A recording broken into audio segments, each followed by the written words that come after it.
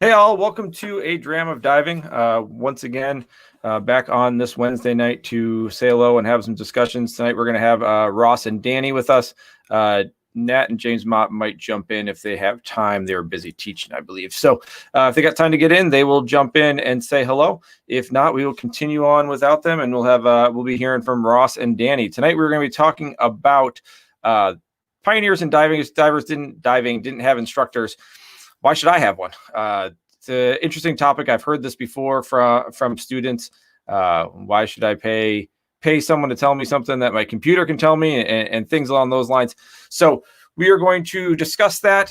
We are going to try and keep it to right about 45 minutes to an hour, which is always our goal. So we will go from there. And hi, James Comfort. How are we doing? I was hoping that you could join us, but apparently you have got to work. So I guess that is what it is. So let me bring in Danny and Ross. I believe Danny's done fixing his hair. And Ross is the shadowy figure that will be joining us there. Oh, Danny's got it. He's muted again. We might keep him there. We'll see what ends up happening. You promised to distort my voice too, so nobody could tell who it was. Yeah, exactly. But then you put your name on there, so I can't think that got it there. Oh yeah. So, yep. Hey, Don Abel. This is opinion. I mean, this kind of melds into mentorship also, but talking about, well, I'm sure we'll get down that road eventually, but talking about people actually needing instruction or valuing instruction. And I kind of know some of your guys' backgrounds, but the premise of, why should I have someone tell me what to do? A trial and error worked perfectly fine 20 years ago. Why can't it work now? Danny, what's your thoughts on this whole thing? Well, I think it really depends on what we're talking about. So trial and error, I think, is actually a really good way to learn. Yeah. I think for the majority of divers, you get a baseline. And then from there, you have to experiment. You can't learn or progress as a diver, as a person, unless you're willing to take what you've learned and expand on it yourself. So that means listening to your instructor for doing X, Y, Z, and then the next 20 dives you try at ZYA, and maybe that's the key for you when you're diving. So I think there's got to be a combination of, yeah, you need to do this on your own, and yeah, you need to listen to me. Ross, your take. Well, I didn't know this was a thing, so I was just here to take notes. I want to dive beyond my ability tomorrow, so I could learn something. I'm sure you here. do. I know. I mean, for me, a lot of the classes that I had and some of the stuff that I learned, I was only able to learn because I put myself in an environment where, no matter what happened, I was absolutely positive that my instructors were going to be able to get me out of it. Now, that obviously wasn't really the case, but I had to feel that way to be able to, just let it go and just learn what I was there to learn and not worry about it. So do you seek out more really challenging instructors? Yeah. Oh, yeah. Absolutely. Yeah. So I so definitely you seek out more challenging instructors. Yeah. Nice. Danny, when you went through your training, did you tend to try and seek out more challenging instructors? To a degree. I think for the majority of my classes, I had really hard, very well-known instructors, and I was seeking them out for a specific reason of why I want to take a class from them. On the other end, a lot of the stuff that I've done, I was self-taught in a lot of different respects. So I took what I learned from these instructors and I applied those basics to whatever else I wanted to kind of do. Nice. So you definitely had some specific mentors kind of at the same time as instructors, right? To a degree, yeah. I would. There's always a group of people that I can toss an idea at, or just, if anything, just being on the boats, just observing how they dive and why they did certain things and ask questions. I never had a formal relationship with somebody as a mentor, but I paid attention pretty much to everybody I was diving with. I don't know. You kind of sought me out for some mentorship with the IDCs, I'm saying. No, you just have it. Just the closest one, right? Just yeah, I mean, you're in New York, and I'm in New York. I mean, fair enough. I'll give you that one. So, Ross, did you have mentors specifically on top of being instructors, or do I have what? Mentors on top of instructors? Oh. The black box. Absolutely. I mean, a lot of my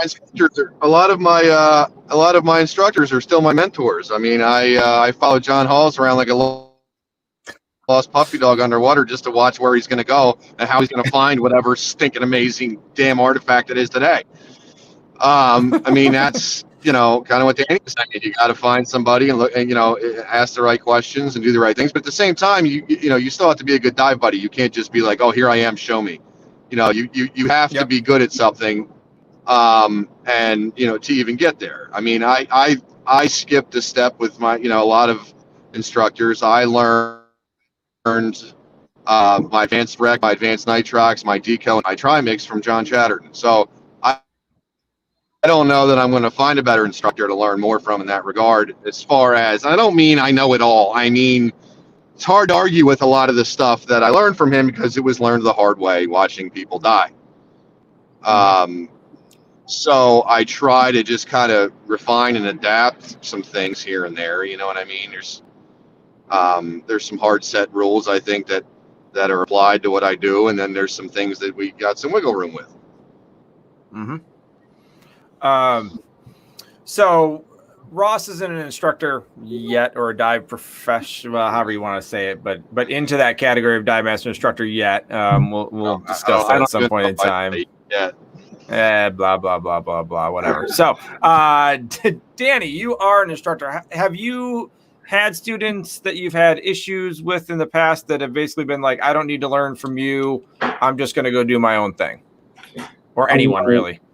Typically, if I'm having a conversation with them already, essentially they're already either in a class or they're looking to do a class. So what I offer with those students, I have had those students where I know everything already. I don't really need this, or there's something specific they're looking for or looking to do that's not really copacetic with my philosophy on diving. So what I usually offer to them is just the pool session. Get in, just make sure you can do all your skills, and if you're absolutely fantastic, everything's cool, then yeah, I'll just sign off your card, and you could go do whatever you want. And that's never actually happened. So in 7 feet of water, I could give them the worst dive of their life, and then they turned out and said, yeah, I didn't really know everything I knew, and let's start from the beginning. Yeah. So give them the opening, give them a little treat. Say, yeah, sure, well, we can go down this road, and I'll do some things for you, but I'm going to show you that you're probably not right where you really think you are, which no one is, right? Like that's, most people. And it's never, I'm not, and you can ask any of my students, it's never, I'm going to give you, these completely absurd kind of failures. I just want you to stay still while you take your mask off kind of skills. And that's usually what I'd be disappointed. I did all my season with Alec Hutchinson, and I go down there for the express purpose that I know he's going to beat the living crap out of me and give me the most obscene you can think of, and that's like the whole purpose. Like, if I survive a week with him, I'm good for like 3 years of here.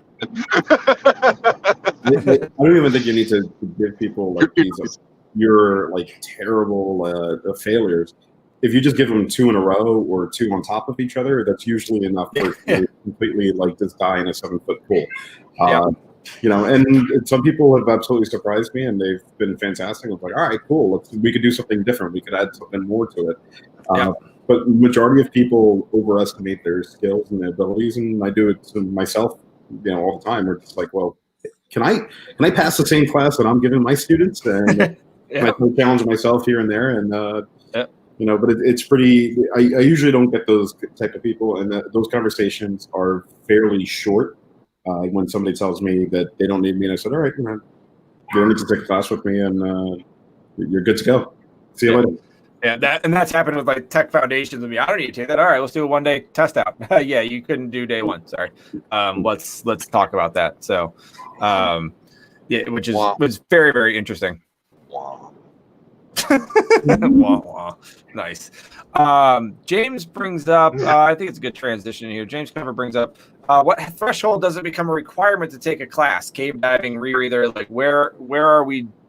There's a lot of information out there. You can learn a ton from YouTube, the right way and how not to do things. You can learn a lot from reading and online classes. Gaudreau thought I was taking my first deco class. Somehow he thought I was taking my first deco class was the one with Mark Powell that I just signed up for, which is all online. And he was like, what's going on? I'm like, calm down, bud. Like, I'm a deco instructor. I just want more information, bro. So what, Danny, what's your thought? At what threshold does it become a requirement to take a class? Cave diving or rebreather and others? Well, I think cave diving and rebreather are pretty extreme examples of when you should take a class. I think if we take a step back and think in like the open circuit realm, I think once we're passing a threshold of either depth or what you're allowed to do per se underwater, I think that's when it becomes pretty important to take a class.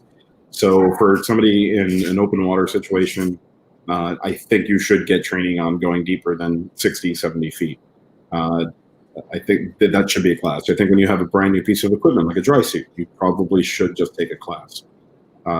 Things start becoming fuzzy, and especially in the recreational world, of a rec class, a fish ID class, a boat class, a photography fish class. ID. It's critical. You have to have the fish ID cards. Fish ID cards.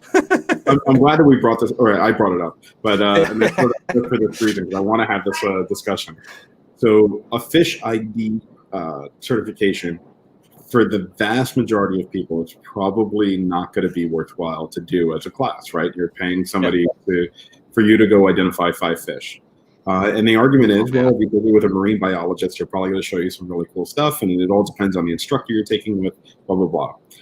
I will say that on a professional level, if you're a dive master, you're a guide, you're an instructor, you need to have that knowledge of fish ID. And it is so embarrassing when I have dive masters acting as guides for me and stuff like that. And you ask them, what is that? And they're like, oh, I don't know. Or, one of my dive masters says that a horseshoe crab is a stingray. That's absolutely embarrassing. And you should have had a fish ID class. If I said, look, did you see that gray whatchamacallit on Deco? I think any of my buddies would punch me in the face if I knew what it was called. The gray whatchamacallit is John Hawes on Deco. Right. That's who that is. Did you see that pink angel or whatever? I would get punched in the face if I knew what it was called. Yeah, well, you know what? Because that's like it's like watching Cobra Kai. You're all worried about being a nerd, and it's people seek people out for that. They just want to know, hey, what is that? And you look like an idiot, especially as a professional. Forget about just a regular diver. Just as a professional, when you sit there and you call a horseshoe crab a stingray, because you just have no idea what you're looking at. And I think on a professional level, in the very least, you should have a fish ID class or at least the knowledge from it if you need the certification. And that brings up a very good point of the fact that a lot of people don't even really teach the fish ID like super well. They take a ID card and they go, here are the 5 fish. Well, no, here, take Houdan's field guide and show them how to identify a fish they don't know what it is. What's the body shape? What's the general color of the fish? What's, is it slender? Is it long? How does it fit into this whole thing? What category is it generally in? And then find it in a fish ID book, not a slate, a book that actually goes through everything and figure it out. And that's a fish ID course, not, hey, look at the pretty fish. I mean, people teach fish ID here. If I got to know this to be like an instructor or dive professional, I think you just sealed the deal for me. I don't think it's really a good idea. You don't. You can teach people how to root around in the mud by you. That's perfectly fine. Everybody teaches differently in different places, Ross. Like, you don't need a fish ID. I'm perfectly happy calling a stingray a C-flap. Yeah, exactly. That's. Accept. I mean, it's just that's. I mean, you shouldn't call it a stingray. It's culture. It's just It's, I mean, just like a socket. A socket wrench is the click, click, click, click. It's like, that's. I mean, be dead without my rec class. And Yeah. To other people, the fish ID is important. It's just what you want to do. Depends on what you want to do. It's very different in different aspects, and you're learning diving at the same time. But there's a lot of people that teach it. Just here's a slate. Look at teaching fish ID here. You're going to see a small mouth bass, and that's the small one that makes eye contact with you. And you're going to see a perch. It's the stripy one. And then there's probably a crayfish underwater, but under the rocks. But that's pretty much what we got in maybe a walleye or something like that. But and that's why freshwater diving is boring. I was waiting for you to come on with that. We saw. I did see like a mud puppy. I think never saw that. But Jason didn't know what it was called, and this brings me to my point of as a professional. It's a mud puppy. It's a hellbender. Well, they're not really hellbenders. People call them hellbenders, but they're not actual real hellbenders. So. You're backing up on it now. Now you're saying it's something different. I saw a wrinkleback brown trout on the oil wreck last weekend. I don't even want to. Oh Lord. All right. So what tends to be the elephant in the room with whether you should take a class or not, and we'll, looking back at what's the threshold. And a good example that creates a lot of discussion is the wonderful world of side mount. Do you necessarily, Rosh, when you're becoming a side mount diver? I'm losing you. You there? We discussed this. Ross is a side mount diver. Yes, he's just not. This is a perfect example. Ross never took a side mount class, but he is a side mount diver. So side mount becomes a very. It doesn't count. Like being kind of pregnant. Yeah. Right. So side mount presents a very interesting situation of, can you train yourself? Yeah, there's a whole lot of trial and error there. It's going to take you a long time. So some of us, side mounts bail out, but then we can also go back to side mount for open circuit. Nice comment, James. Thank you, James. Thank you. Danny, what's your take on not taking a side mount course? So I made the submission last time, but I've never taken a formal side mount course. When I started side mount diving, there were maybe 4 or 5 instructors writing their own courses like throughout the world. For not crediting the guys in the UK that have been doing it for some time, for years. Right. So there was very limited people to actually take it with, and there in that stage of side mount for the masses, if you want to say that, there was still a tremendous amount of trial and error.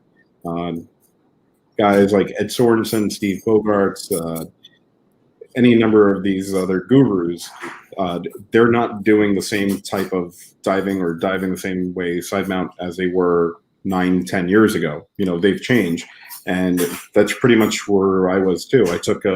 I watched what Steve Bogarts was doing. I watched his YouTube videos. I did a workshop in Florida a few times with Ed. I did a few demos, and then I realized that none of these instructors were diving in my environment.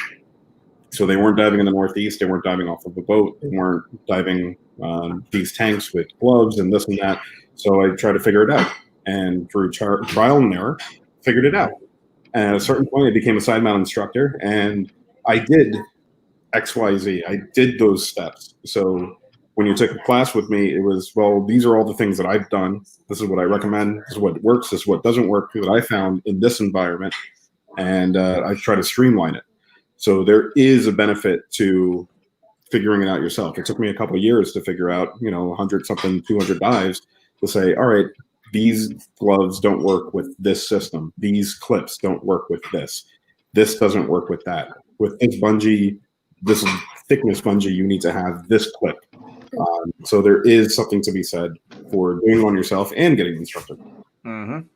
So Brock's thrown up, and it depends on who the instructor is going to be. Does the instructor dive it all the time once a year? And I think that comes into where I was going with the side mount thing is, do you need a side mount class to throw tanks on your side? No, you do not. But a side mount instructor can save you years of headaches of trial and error and trying to figure things out. So that's a choice you're trying to make in do you want to be go through it a little bit quicker and more efficiently and really get to your end game and know the content and learn from our experiences. And that's kind of the way the instructor thing has worked with pioneers, of the fact that these people made those mistakes. These people have worked themselves through all this, and these people are the ones that are bestowing their experience onto other people. And it's similar to like a mentor thing. Ross, I know that you claim you don't dive side mount and you have not taken a side mount class, but do you have thoughts on that topic there? And I got one that's coming your way in a second anyway. So I just needed my bailout out of my way. So I put 2 bungees on my wing, and now it's out of my way. Yep. So it wasn't really thought. It was a necessity as a mother of invention. I needed them out of the way. Now they're out of the way. Mm-hmm. That works. All right. There was no process, though. I mean, I saw problem solved. I'm done. Like, it's not like I went through hell trying to do that. I just, bye. Now they're gone. Mm-hmm. You know what I'm saying? Yeah. So let's get into the other side of this equation. And Nick brings this up on top of Brock's comment of, what's the instructor and what do they dive all the time and how good of a job they can do? Doubles versus learning on your own. What about intro to tech? What about, like Danny and I teach TDI foundations or any of those other primer type classes for doubles. There's so many people that don't do that and do learn on your own. Ross, did you learn on your own with doubles, or did you take a class that helped you with doubles? I started on doubles, and a bunch of quote instructors told me all these different ways to do it, and they were all freaking wrong. And then I got taught the right way in my tech class. Wow. Actually, I got mentored ahead of my tech class. As soon as I started realizing that there was, a million different people saying a million different ways to do things, I reached out to John ahead of time, said, "Hey, I'm taking your class in 9 months. Can you give me some pointers?" God bless him. And he did. No, you want this or that, or have this that way. And so, I mean, I guess a point I was going to get to sooner or later, now is as good as any time, is, and don't take this the wrong way, fellas, but there's an old saying called "those who can't do, teach." So you have to find the guys that have done it and are now willing to teach. Mm-hmm. You can get, a bad instructor is worse than learning it by yourself. If I'd have listened to half the people that told me how to wear my freaking doubles, God only knows what would have happened to me. Yeah. Well, who says that you're wearing them correctly now, right? What's that? Who says that you're wearing them correctly now, or doing it right the way? And I'm not. This isn't a disparaging remark towards John Chatterton. I'm just saying any instructor. Like, who says I'm not? Who says that I'm doing it right? Who says that Jason is? Who says that any of us are doing it right? One. I'm not. I'm not doing it right now, so I couldn't tell you. I mean, but when last time, it's anything. Who says that any of us are right at all? Just because we're alive right now and we're having a discussion on it. Yeah, I wouldn't invite you on the show unless you were right. Going back to my point. I want to learn from somebody who's seen other people make the mistakes, who've been doing it for 30 years or 40 years, or have learned the hard way of certain things. Obviously, there's not an exact right way for every little thing, but there's certainly some things that they have watched people die over that they can say, don't do that. Mm-hmm. Those are the lessons that we have to learn that way, because we can't make that same mistake. So for me, that was the deciding factor. Experience. I'm not going to argue with a man that's been doing it that long, no matter who it is. I don't care. If Dale Earnhardt came back from the grave and said, "I want to teach you how to drive a race car," you'd shut up and listen, wouldn't you? Right? But didn't he die in a wreck? So it's like no. Nope. You take what you can. Have I changed a couple of things? Sure. What's that? Nothing. No, if it didn't. Well, you just to go back. I'm losing you guys. Dale Earnhardt die in a wreck?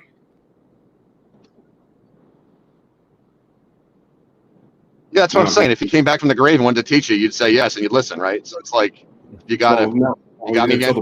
Died in a car wreck. Well, I'm just saying that, just don't listen when he tells you how to win.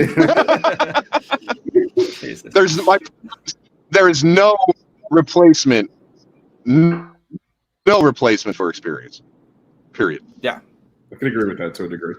yeah. I mean, but you're losing again.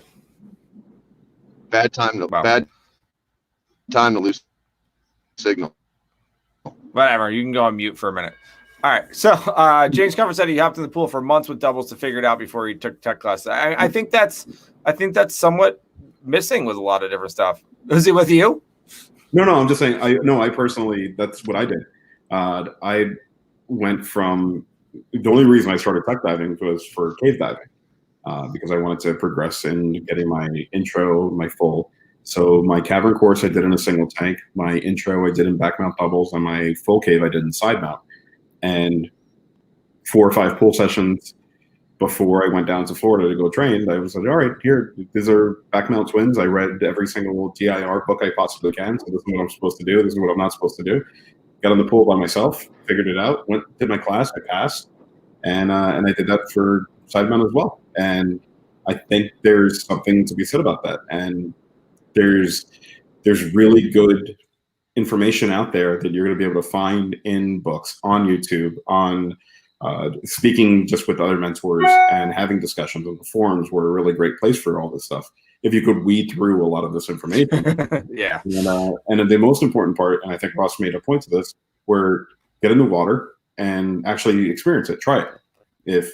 All right, I tried this doesn't work, let me try something else. And you keep doing at it until you get to wherever you got to go.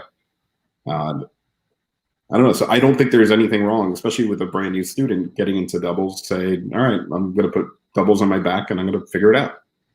And then hopefully one day they're going to be refined by an instructor who knows what they're talking about. Here's a question for you. Student comes to you, they know that they are absolutely adamant about the tech route. They want to see deep wrecks. They're absolutely adamant, or they want to do caves and caverns. That's what they're getting in for. Do you? Well, there's a couple different ways. Do you get a rider and teach them in technical configuration, or do you put them in technical configuration quickly after open water if that's the route they're going?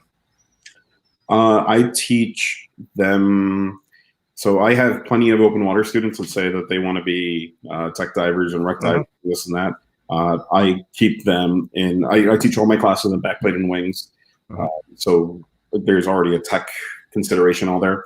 But I use standard regulator setups. So, 28-inch hoses, 40-inch goes, stuff like that. And then I put them into tech diving gear, long hoses, all that stuff when they're ready to start tech diving.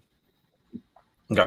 So do you put them quickly into back mounted doubles and develop those habits, or do you make them do X number of dives before doing that? Or I want to see them do some X number of dives just as a recreational diver to make sure that that's the actual direction they want to go in. Or it's not even me telling them that they have to go do 20, 25 dives, 30 dives, whatever it is. It's just go dive, enjoy the season, and then we'll have another conversation after so much. So some people come back and like, yeah, I want to do this wreck. I want to do this. I want to do that. I want to do that. And those are the people you concentrate on. Most of the time when everybody's really excited when they're first open water class, they want to do everything. And it's not realistic for them. They're not in the right point in their life to do all this stuff. So you kind of just let them come back to you. Yeah. See, I use a similar technique that you did with the sure, we can get you through the certification, just come in and let me see. So yeah, sure, we'll go right on that path to tech. Let's develop your skills. Let's go out and do this. Like, you really want to be doing this in a dry suit and doubles right now, or you're barely comfortable in this. So let's develop all of it and create an open dialogue and move forward from there. So yeah. Also look at tech diving as all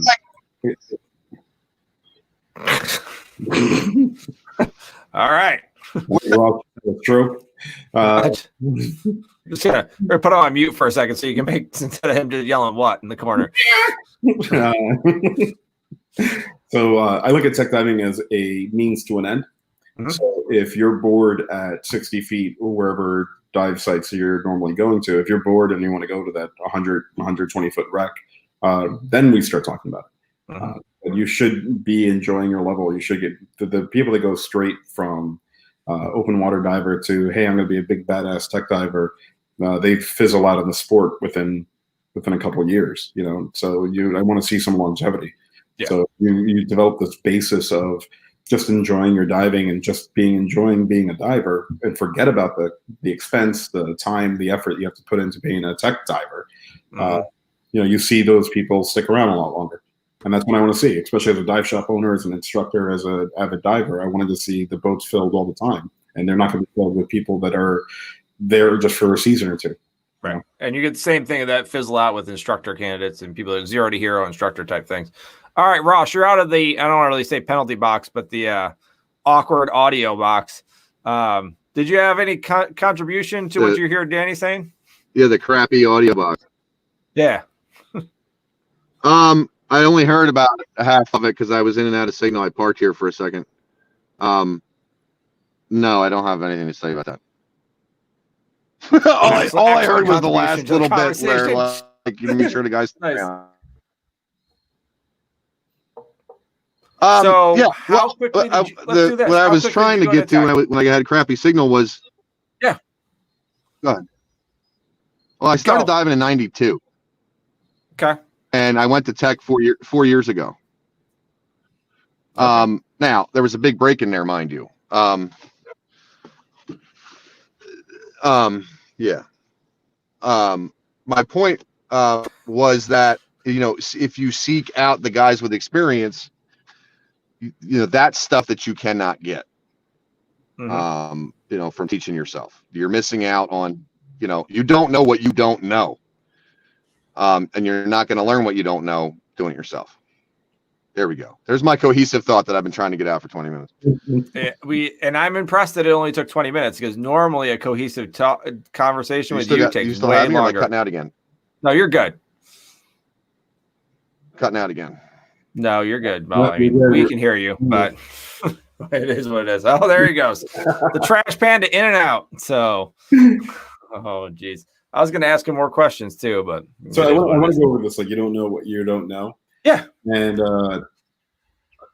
yes, I do agree with it to a certain degree, but at a certain point, like this information is out there, right?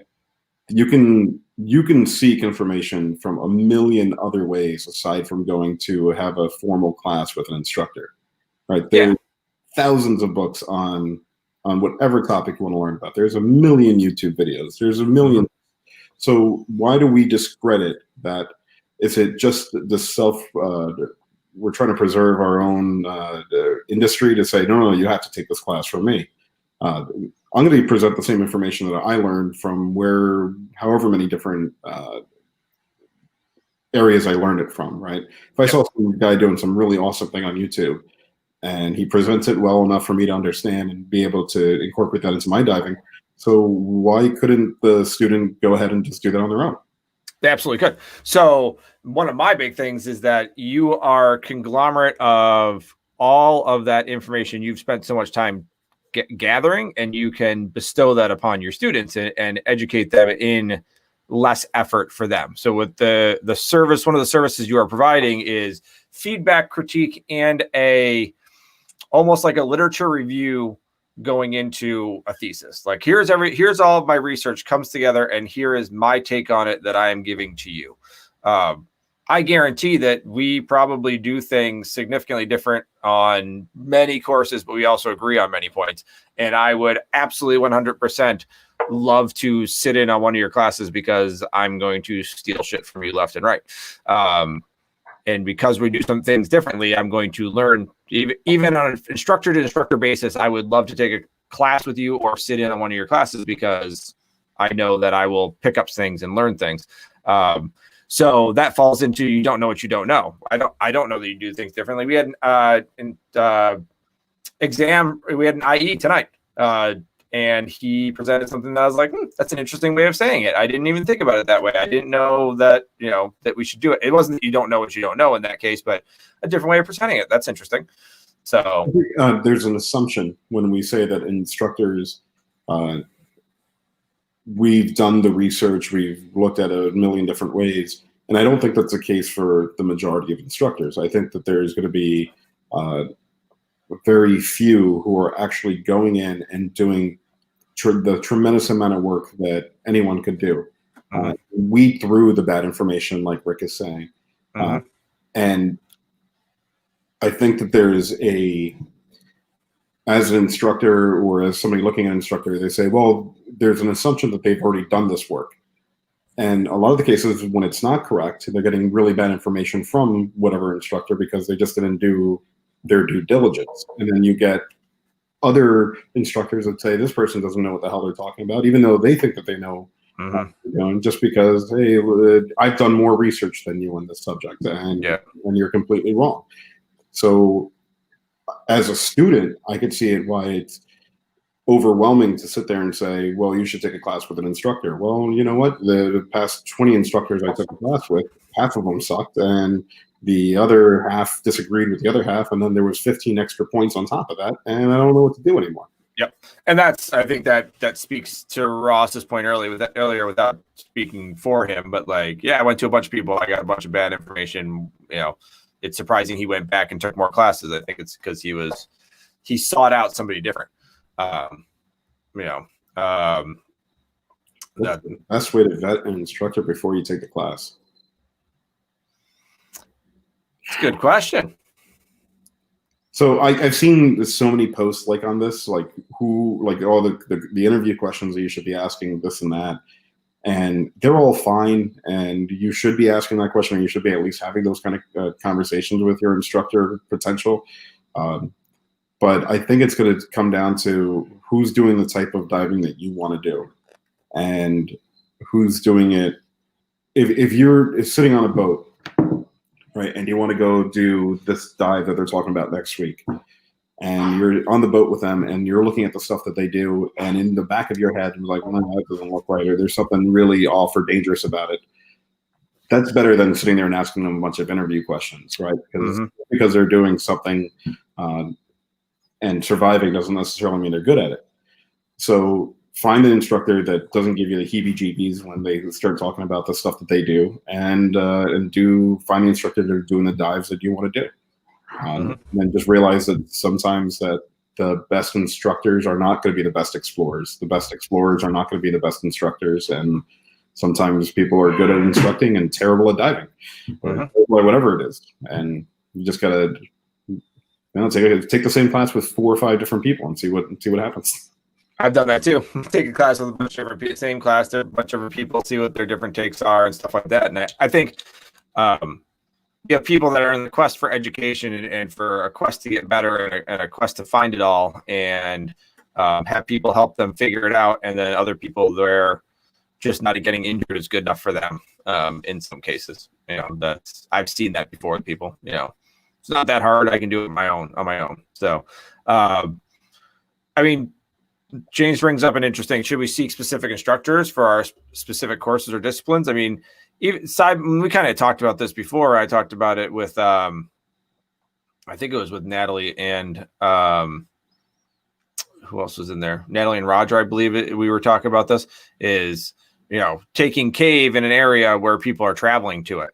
That's, if they're traveling, do they really truly understand it? And were you in there, Danny, too? I don't know if you talked about that. I thought they had some really good points. I was really hoping for at least one of them to be like, no, you could be the traveling instructor and offer a completely different point of view, but none of them did. I was a little bit biased in that one, but I thought it was a good interview. It's tough. The birds of a feather, right? So it tends to be my friends tend to, unless you've had a couple of glasses of wine, tend to agree. So I would go even, a step further with what I think Danny brought up, side mount. Like, you talk to a bunch of people and they're like, this is how you do side mount. This is it. And you're like, okay, yeah, well, it's 45 degrees Fahrenheit where I dive. Like that's not as easy as you think it is. Like, that's a wonderful sediment that you have here, but it's a little bit different. That rig doesn't work as well by me as it does by you. And then, cave, wreck, rebreather. I vet people and specifically seek out certain people, and I want to get information from as many people as possible. And maybe it's not a formal instruction. Maybe it's a little bit, more informal mentoring, questions, a couple of drinks and dinner and discussing different things. We've discussed a bunch of things and you being on here, but what's your take on, should we seek specific instructors for a specific course or discipline? So just I don't know, to clarify, does you mean like different instructors All right, so like at the end of it, so yeah, can an instructor be great at everything? And I think maybe there's certain instructors that absolutely can be. I know that I'm a better wreck diver than I am cave diver just because of the amount of time I do it. Mm-hmm. So yeah, probably you should, because no matter how much time I could put into something, I'm going to be doing that at the behest of something else, right? So if I'm going to be the best wreck diver I could possibly be, that means that I can't travel to cave country to go diving as much as I want to. If I want to be the best side mount diver, I'm probably not going to be on my rebreather as much.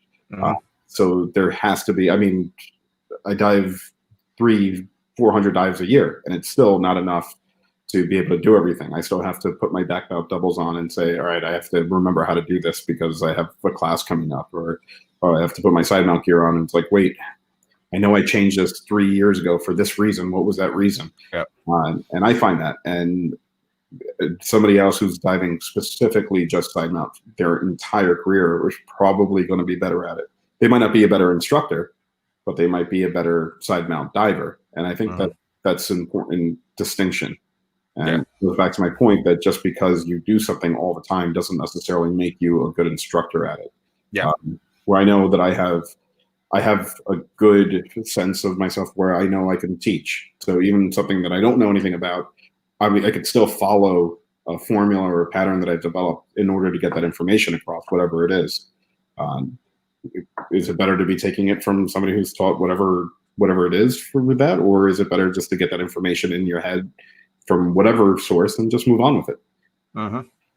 Yeah, I mean, that's very good points. I mean, I switched rigs recently, and that threw me for an entire tailspin. I probably should have spent a little bit more time on. In retrospect, I should have had that rig in the water a couple more times before I started teaching on it. And side mount, which is not necessarily the case. Like I changed a couple things. There's a D ring where I didn't like it, and I didn't realize it, and it was virtually impossible to get at. And I should have gone through that way earlier.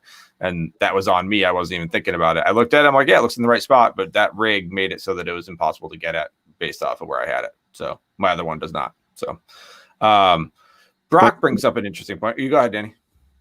No, I think that you're going to be really hard pressed to find the perfect instructor who is a side mount, cave, wreck, and rebreather instructor who's absolutely fantastic at all of them, and the exact same situation or conditions that you want to be able to dive in. I mean, they're probably out there, but I think you're looking at really specialized things.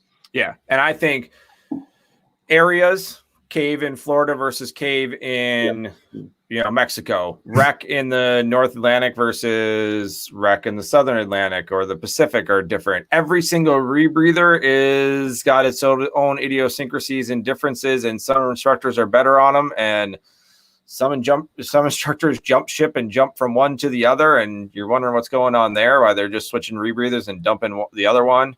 And are you looking for a rebreather diver who's a cave diver, or are you looking for a rebreather who's a wreck diver, or are you looking for one who's a side mount rebreather diver? So I think it goes really back to, like, you got to find somebody who's in the environment, who's doing the dives that you want to do, and make sure that they can be a good instructor for you. Right. However that works. Maybe you just can't talk to that person. Yeah. They're so fantastic at it. They're probably really busy too. So logistically, getting in touch with them can be a huge headache. Yeah. And then, and these are all the things of, you're looking at somebody that has this experience in this one little tiny area, and they've got so much experience, you're seeking them out. And that's why you don't want to go, why trial and error works, but trying to learn that very specific thing, it is more efficient, and you learn more and you become a better diver by seeking out one of those mentor type people that really truly can show you how to cave dive in Mexico, or the certain caves in Florida. I vet a lot of people, ask a lot of questions from people in confidence, like, hey, listen, I won't out anybody, but you tell me what your thought is on so and so, so and so, and so and so. And then I ask a couple other people, and then you start to see some lines. There's some political garbage, and then you see a line that is like, all right, every single person said this one's good, so let me start a conversation, see if we blend as an instructor-student combination, because that's not always the case either.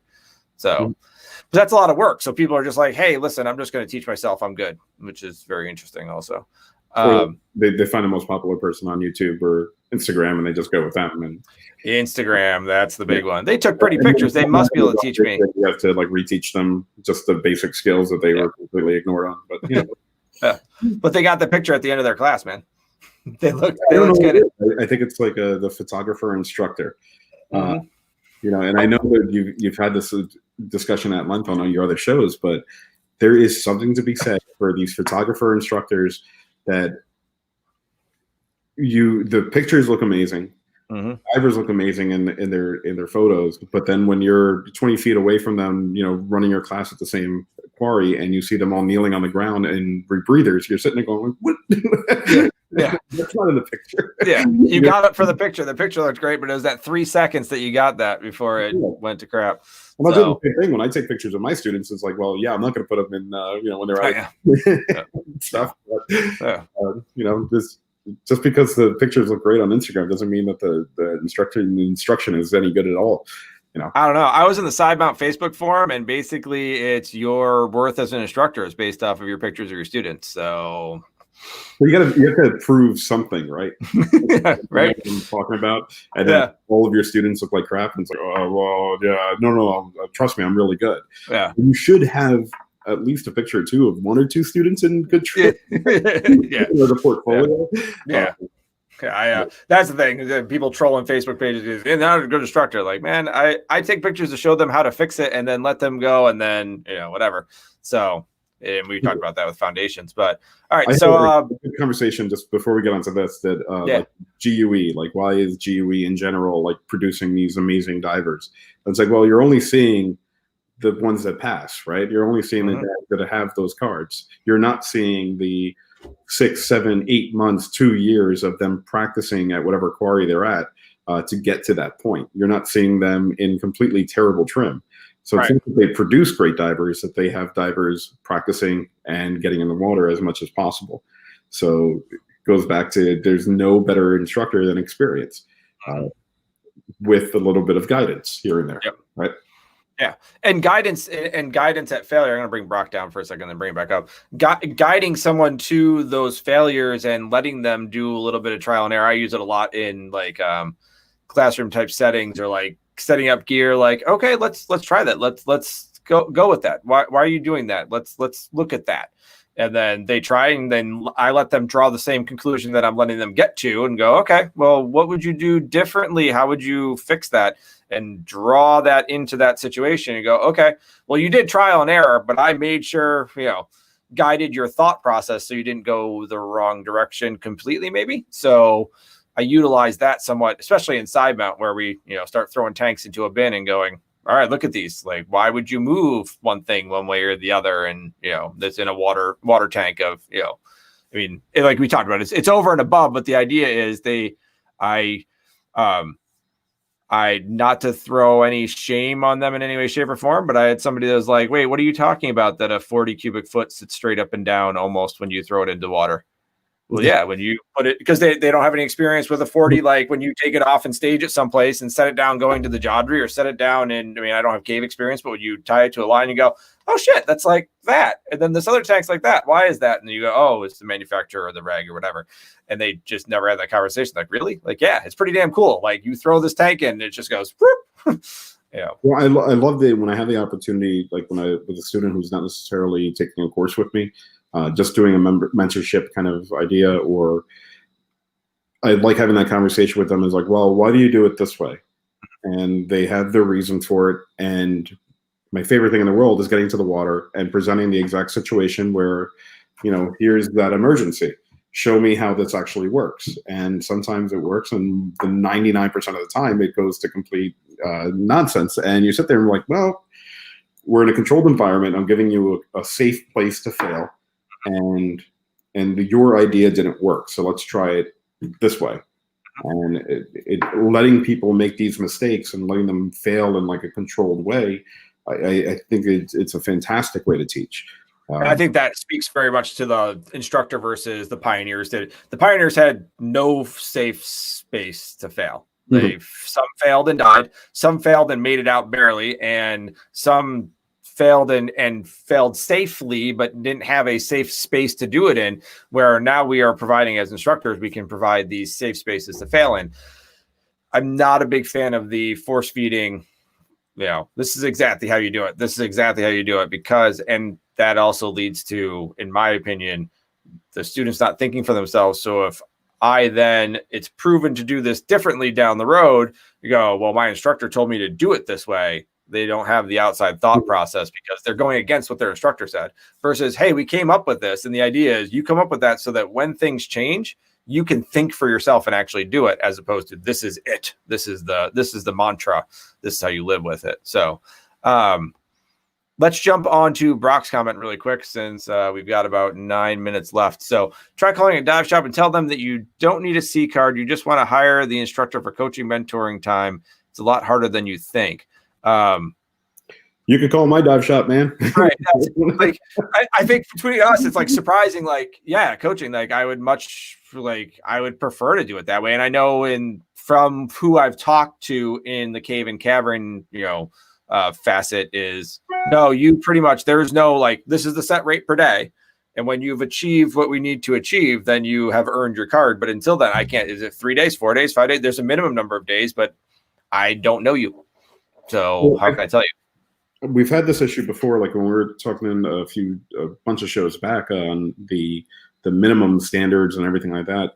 I've never been able to do, especially a tech class. I've never done a tech class at minimum standards, or I like to call them maximum standards.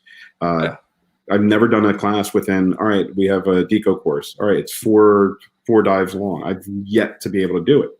Every single one of my tech classes has turned into a mentorship, just because the student wasn't ready for those 4 dives, or wasn't ready for the graduation.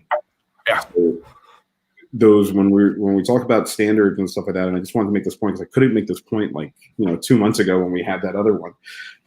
Standards are written for the best student in mind. They're not written for the worst. They're written for the absolute best one. And me personally, as an instructor, I can't get somebody to pass in that minimum amount of time, because either I'm not that good of an instructor, or my standards are just a little bit higher. And all of my classes have turned into mentorships. So when I tell somebody, you have to do a minimum of 4 dives or a minimum of 6 or whatever it is, we end up, and every single one of my deco students can attest to this, that we end up doing 2, 3, 4 times that much in all different conditions, just because just to get it to the point of you being able to pass. And I don't know how other instructors do it. I don't know how other people have a 4-class deco course. A 4-dive deco course. I don't see how that's possible. Yeah. That's, I think it's people looking at it as, it's instructors looking at it, what's the bare minimum I need to do to hand this card to the student to get money and move them on to the next thing. I think that's a big instructor problem, is where I think that comes from. I think you and I have the same, we do pretty much have clearly the same opinion on, like, hey, minimum standards, and I'm going to make sure you're capable. And I mean, like we've talked about, that's where that foundations course came from, right? Like, you're coming in, I really, your expectation, you read the standards, you want to be done in X number of dives. It's probably going to be more. Everybody's getting, frustrated because it's challenging, whatever. And we're working on it. Like, let's put a blockade in beforehand, and let's let you know what you're getting yourself into. And then, give you a little bit more, something to bite off where you can chew it a little bit easier. So, this is, I think I know what Brock's talking about. Your local dive shops won't call back, but thankfully I got a hold of a legend who hung up his fit training fins today. 1 hour with the legend was absolutely priceless. I believe that Brock's talking about Steve Lewis. Steve Lewis stopped teaching today. I saw that, which when I heard that, I really wanted to get him on tonight, but I was also like, he is going to be inundated with all sorts of garbage today of, not garbage, but like all sorts of people jumping on there. So, that's have you met Steve Lewis? Do you know Steve? Yeah. I took a class with Steve. Yeah. He was supposed to come down right before there were some issues with the border. Well, he's a foreigner trying to take our jobs. So you've had that conversation with him. Okay. He's just an amazing dive instructor, and we're in a global sport, but hey, whatever. I'd love to have him hang out, just like we were talking about, of the, trial and error. I'd love to hang out with him, discuss and go through a bunch of different stuff. He was supposed to come down for the dive show I used to host, and it just didn't work out, and that's unfortunate. So, all right, I didn't read this fully. It's not and turnout prepared students. It's the difference between looking to make money versus looking to make divers. That's exactly what we were just talking about when we were talking about minimum standards. So it's not, they're not minimum, maximum standards, whatever. The best possible, the lowest number of dives you need to do. Well, I'm just think about this. So when we're talking about the standards, like if we follow them to a T, right? This person wants to show mastery or whatever other term we want to use for it. It's really hard. It's a hard course, right? They do 24 something emergencies and then a deco class, or even more in a trimix class, and it's like, well, can you really accomplish that in however many dives unless they're the absolute best student you've ever had in your life? And they're coming to you without any kind of preparation. This is your student. This is your class dive. Dive 1, you have 10 emergencies, 10 failures you have to deal with, and you have to get through them perfectly within standards, and I have to be completely comfortable with it. Yeah. That is not minimum standards. No. That is, you are looking for the best student in the world. So I think that we need to flip the way that we think about standards. We need to look at them as that. If you hold the student to them, then you're going to give a really, really good class by not doing anything more than exceeding standards. I hate that term. Like, I go above and beyond standards. It's like, no, you don't. Let me just enforce them. Yeah. You're just holding them to account. You're holding them accountable not to the sheer numbers. You're holding them accountable to the capabilities of doing skills. So those are two very different. Well, two different things. Yeah. I'm looking at Brock's comment. New divers buy new gear. Old divers just buy time. All right. I don't know what that means. Well, he's talking about the financials of pushing somebody through and getting the next diver, getting the next diver, I believe is where Brock's going with that. Next time Brock needs to come on again, because we were working on his stage presence and talking. So next time Brock's coming on, I'm going to force him to. He's in the comments all day long, but he's got to get his face up on here. And he did a good job last time. Brock, I'm calling you out next time you're in here. He's not busy enough to comment, but he's going to be on camera. Yeah, he's scared of you, Danny. Right, he's like the guy in the background, the Karate Kid, put my body back. You've been on a Karate Kid kick, haven't you? Cobra Kai and everything. Man, and I'm so back into it. I'm just waiting for Mandalorian. So yeah, October 30th, I'm done, man. That's just ridiculous. So, coach. Yeah, I think nice. I think we pretty much summed up a lot of it. Not as heated conversation, but I think we and I are kind of on the same page with a lot of this stuff. And I think it brought to light a lot of good stuff. I did have a student tell me once, I am not paying an overpriced instructor to tell me how to do deco, and my Shearwater will tell me how to do it. Yeah, I had that conversation too. Yeah. It was pretty short-lived. I said, all right, go do whatever you got to do. Class is over. So if you're not going to listen to me no matter what I tell you, then me wasting my time being your instructor isn't going to work out in any way, shape, or form. So go do what you got to do. Hopefully I won't see you in the chamber. Yep, exactly. I don't need that sort of headache. So yeah, I agree fully with that one. So all right, cool. So I will say goodbye to the guests and then come back and say goodbye to you really quick. Sound good? All right. Thanks, Danny. All right, guys, thank you very much for watching Drama Diving. As always, we appreciate all of the comments and sharing the content with other people. We look forward to seeing you in, I think, 2 weeks. We should be back on again, unless there's a conflict. We don't quite have a topic yet, so if you got something you want to see, go ahead and throw it up there. As always, the subscribe button is going to be over here, and any contribution to the Patreon is appreciated. We're working on a couple of different new things. It's going to be into spring before we can actually get to those. So thanks again. Hopefully we will have more people. We're always looking for new people to join us. Even if it's one person with the regulars, we are looking for help. So, well, not really help, but other opinions. Everybody's opinion is valued, especially people that are jumping in the comments. If you want to jump on the show, feel free. We'd love to have you.